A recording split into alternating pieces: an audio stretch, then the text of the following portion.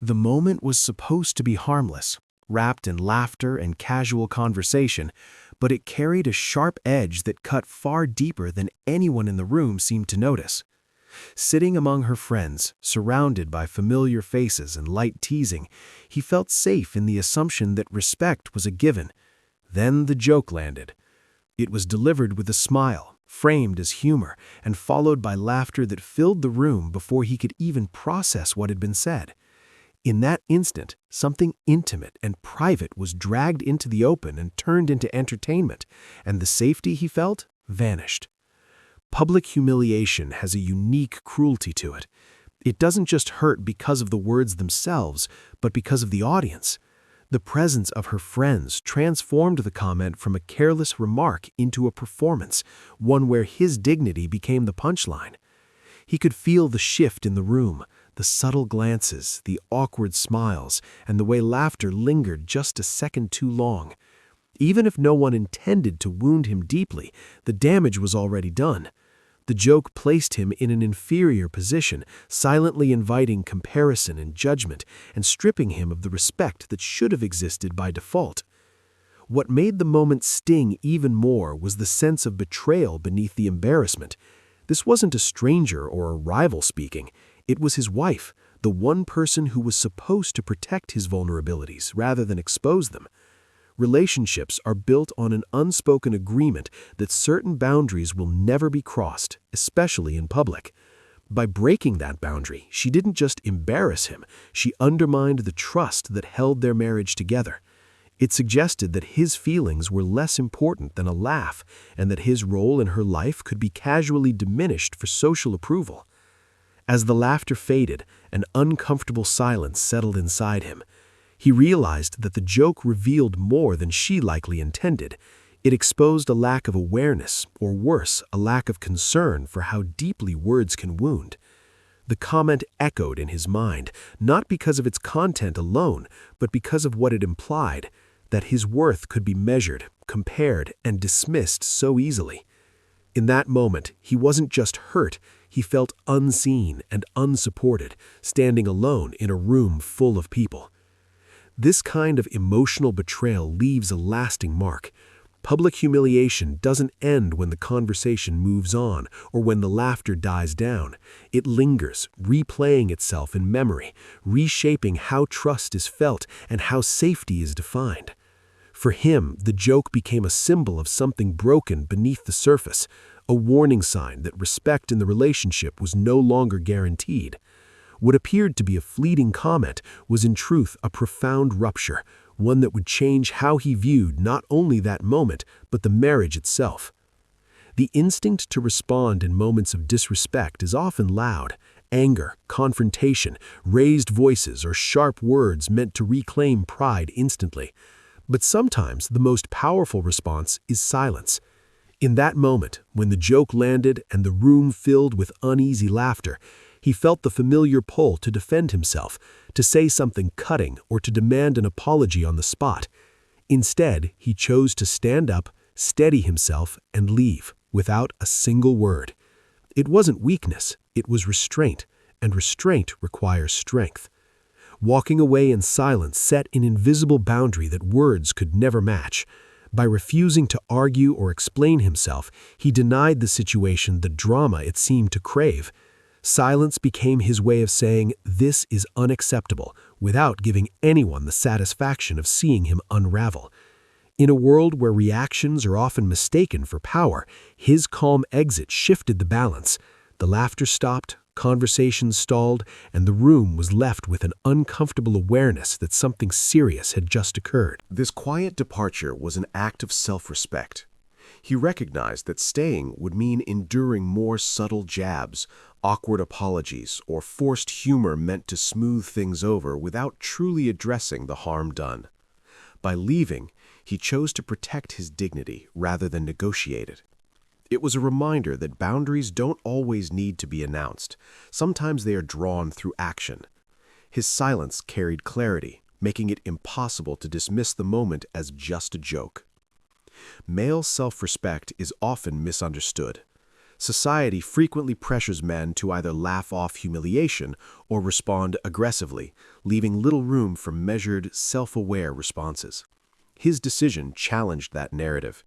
He didn't laugh along, nor did he explode in anger. He demonstrated that self-worth doesn't require validation from others, and that walking away can be more commanding than staying to prove a point.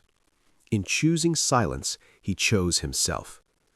The impact of that decision extended beyond the moment. Silence forces reflection, on both sides. While he left to process his emotions privately, the absence he created lingered in the room.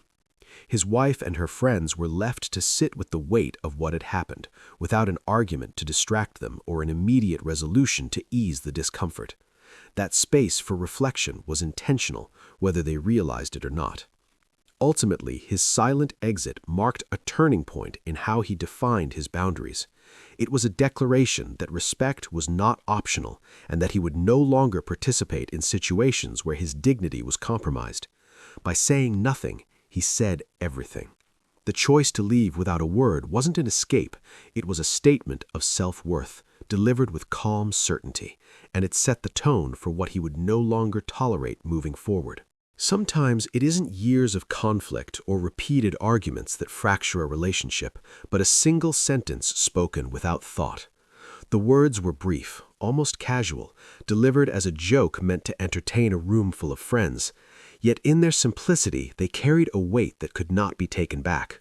Once spoken, they hovered in the air, reshaping the atmosphere and redefining the relationship in a way no apology could fully undo. In that moment, he understood how fragile trust can be when words are used carelessly. What made the comment so damaging was not just its content, but the comparison it introduced. Comparisons are quiet killers in relationships. They plant seeds of doubt, insecurity, and resentment, even when disguised as humor. By invoking her ex, she unintentionally reopened a door that should have remained firmly closed. The past, which had been left behind in theory, suddenly re-entered the present, standing between them. It suggested that he was being measured against someone who no longer belonged in their lives, and that measurement was made publicly. Words have the power to reveal hidden truths, even when the speaker doesn't intend to expose them. That single joke hinted at unresolved thoughts, lingering references, or at the very least, a lack of sensitivity to how deeply such remarks can cut. For him, it raised questions that hadn't existed before. Was this something she had thought before but never said? Was it truly just humor, or did it reflect an underlying imbalance in how she viewed him? Once those questions formed, they refused to fade. The permanence of spoken words is often underestimated. Unlike actions, which can sometimes be explained or corrected over time, words lodge themselves in memory with sharp clarity. He knew that even if she apologized later, the sentence would replay in his mind during quiet moments, reshaping how he interpreted future interactions. Compliments might feel less sincere, intimacy less secure, and reassurance less convincing. One careless remark had the power to cast a long shadow over moments that once felt safe. This was the moment the relationship subtly but irrevocably shifted, not because love vanished instantly, but because innocence did. The unspoken belief that his partner would always protect his dignity was broken. Trust, once cracked, does not shatter loudly, it fractures quietly, piece by piece. That comment marked the first fracture, the point where he began to see the relationship not as it was, but as it truly stood beneath the surface. In the end, the realization was painful but clarifying. Words are never just words when they touch on vulnerability. They can redefine boundaries, expose hidden tensions, and alter emotional landscapes in an instant. That single joke, spoken in seconds, became a defining moment, one that proved how quickly a relationship can change, not through dramatic conflict, but through one thoughtless sentence that could never be unheard. The presence of other people changes everything.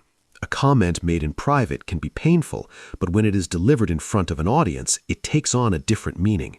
The room full of friends transformed a personal relationship into a public stage where power dynamics shifted subtly but decisively. What might have been dismissed as awkward humor in private became in public a display of dominance and social positioning. Laughter, even when uncomfortable, acted as reinforcement, turning the moment into something larger than a simple. Social settings create invisible hierarchies. When friends are watching, reactions are no longer just emotional, they are performative. In that moment, her joke placed him in a vulnerable role while elevating herself as the one in control of the narrative. By comparing him to an ex in front of others, she unconsciously invited the group to participate in the judgment, even if they never said a word. Their laughter and silence became part of the power imbalance, amplifying the insult without anyone explicitly intending harm.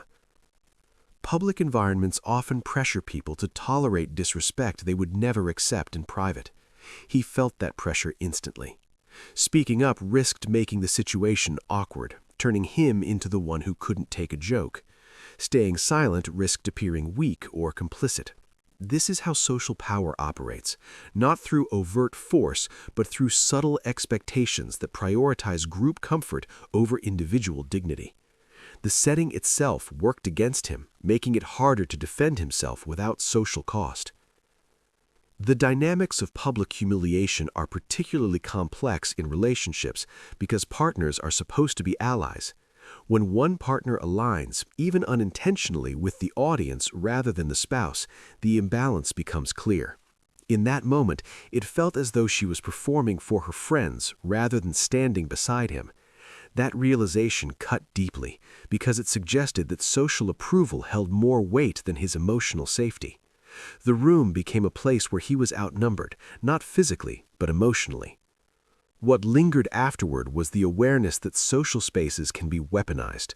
A joke, a laugh, a glance, each becomes part of a shared experience that reinforces roles and expectations. He understood that the humiliation wasn't only about the words spoken, but about how easily the group dynamic allowed it to happen. No one intervened, no one redirected the conversation, and that silence spoke volumes. It revealed how quickly individual respect can be sacrificed for collective amusement. This moment exposed an uncomfortable truth. Power in relationships isn't only exercised through control at home, but through how partners represent each other in public. Respect is most visible when others are watching. By walking away later, he disrupted that dynamic, reclaiming his agency outside the social framework that had momentarily stripped it away. The experience left him more aware of how public settings can magnify disrespect, and how crucial it is to recognize when a social environment is being used, intentionally or not, to undermine personal dignity. The act of standing up and walking away marked more than the end of an uncomfortable evening. It signaled the beginning of an internal shift. Until that moment, he had viewed the incident as isolated, something that could perhaps be explained away or minimized with time. But the physical act of leaving created distance, first from the room, then from the emotional dependency he hadn't realized had quietly formed. Each step away felt like a reclaiming of space, a subtle reminder that he was not obligated to remain where he felt diminished. Silence after such moments can be unsettling, but it is also revealing. Alone, without the noise of laughter or forced normalcy, he was able to sit with his thoughts honestly. He replayed the words, not to punish himself, but to understand what they represented. What surfaced was a growing awareness that his sense of self had been too closely tied to maintaining peace, even at the expense of his dignity. Walking away exposed that pattern, and in doing so, gave him the chance to break it. This was the beginning of emotional independence. Emotional independence doesn't mean shutting down or becoming cold. It means no longer allowing one's worth to be defined by another person's behavior or approval. By leaving without confrontation, he chose not to seek validation through argument or explanation. He didn't need acknowledgement in that moment to know that his boundary had been crossed. That realization was empowering. It shifted his focus inward, towards self-respect, rather than external reassurance. Over time, the moment became a reference point, a line drawn in memory. He noticed how his perspective changed in subtle ways. He listened more closely to how he was spoken to, paid attention to how he felt in shared spaces, and stopped dismissing discomfort as something he simply needed to endure. The turning point wasn't dramatic, but it was decisive. It marked the end of passive tolerance and the beginning of conscious choice. This internal transformation also brought clarity about the future. Emotional independence creates options. It allows a person to evaluate a relationship honestly without fear being the primary motivator. He began to understand that staying, leaving, speaking, or remaining silent were all choices he was entitled to make. The power lay not in controlling the outcome, but in knowing he would be okay regardless of it. In the end, walking away without a word was not about punishment or pride, it was about alignment. Aligning actions with values and dignity with self-worth. That single decision became the foundation for a stronger sense of identity, one no longer shaken by careless words or public moments. It was the quiet start of a transformation where emotional independence replaced silent endurance and self-respect became non-negotiable.